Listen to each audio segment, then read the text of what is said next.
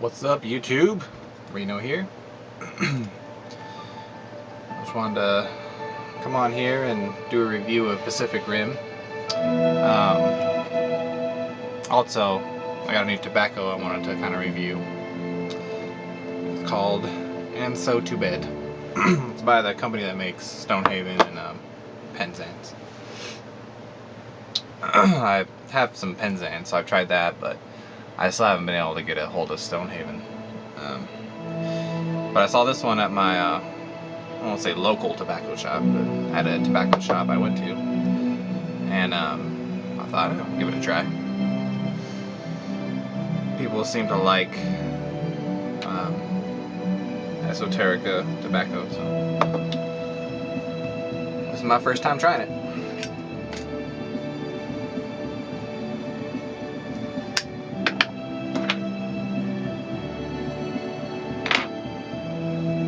Also washing it down with a little bit of orange Kool-Aid. I always liked orange Kool-Aid. When I was a teenager, after school, I'd go over to my friend's house, and not every day, I think it was like 2 or 3 days a week probably.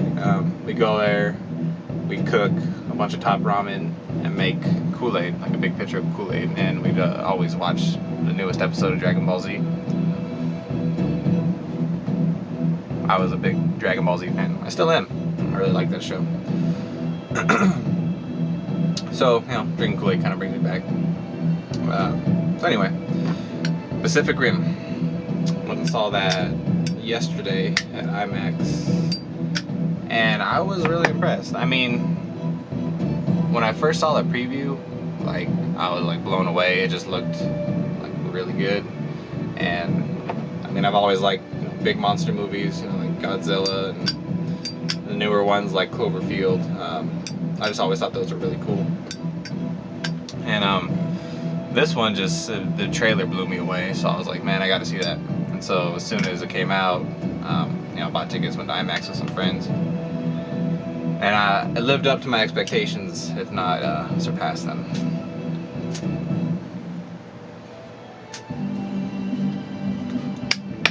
So the premise is, I'll try to keep this spoiler free, but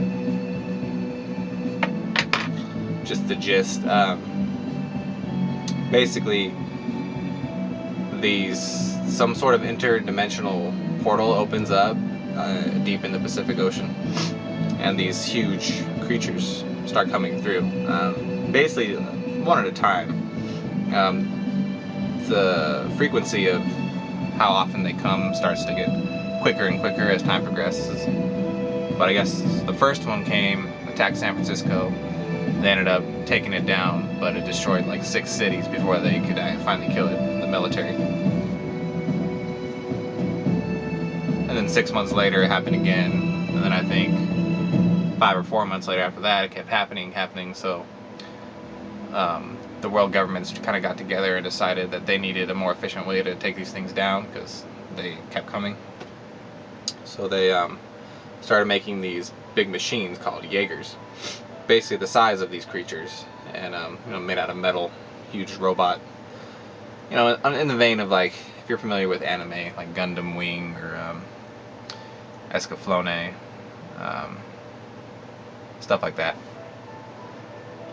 And they're piloted by 2 people. Originally, I think they were trying to have one pilot, but it connects like through the neurons of the brain. The pilot does to the robot.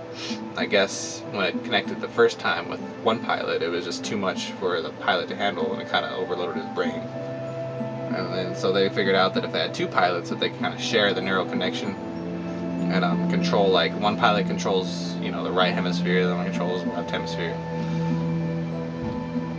And it it went from there. They started, taking down the creatures when they came, and I guess they got really good at it. And it got to the point where, like, the creatures weren't even really a threat anymore, because as soon as they show up, they send out, a Jaeger to kill it. And the creatures, they call them, I can't remember the name, it was something with a K, it's a Japanese word. But anyway. So at some point, the creatures, I don't know if they got smarter or bigger or harder, but the Jaegers weren't able to kill them as efficiently anymore. They started losing. So the government, one of the government or the world governments, decided to kind of disband the Jaeger program in favor of building, a massive wall around cities, which sounds like a typical, stupid ass government thing to do. But so the I don't know what the general of the Jaeger program. He's I don't know the actor's name, but he was on Prometheus, and he was the gatekeeper on Thor as well. I think he's British. He's a really good actor. He decides to kind of just keep the Jaeger program going, just have it privately funded, because he knows that they're really the only things that can stop these beasts. And so basically, it gets to the point where the beasts, I wish I could remember the name of them. They keep coming faster and faster.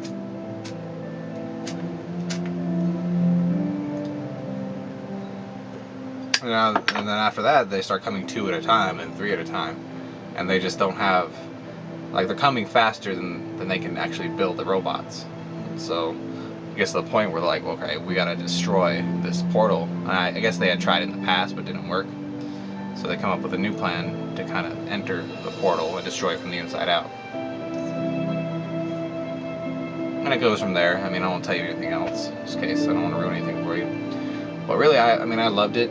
It was, the fights were amazing. Special effects were off the chain. The acting, it was good, decent. It's like, it wasn't like Oscar-winning acting. Don't get me wrong, but it was good for the type of movie it was. The actors were good enough to sell that premise. And the characters weren't incredibly deep, but deep enough again for the premise of the movie. So overall, I really liked it. I'd probably give it a 9.5. Only reason I wouldn't give it a 10 is because I felt like the ending was just kind of a typical Hollywood ending, like everybody kind of lives happily ever after kind of thing. I won't give it away, but you could probably imagine.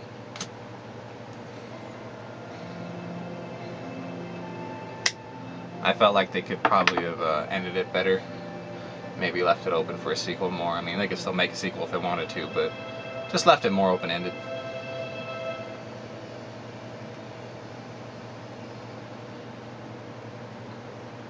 But yeah, I definitely recommend it. In fact, see it in the theater if you can, because if you can see it in IMAX, I definitely recommend that. But if not IMAX, then definitely see it in the theater, because that big screen experience for that type of movie, I think, really goes a long way into making it a better experience. As far as this tobacco goes,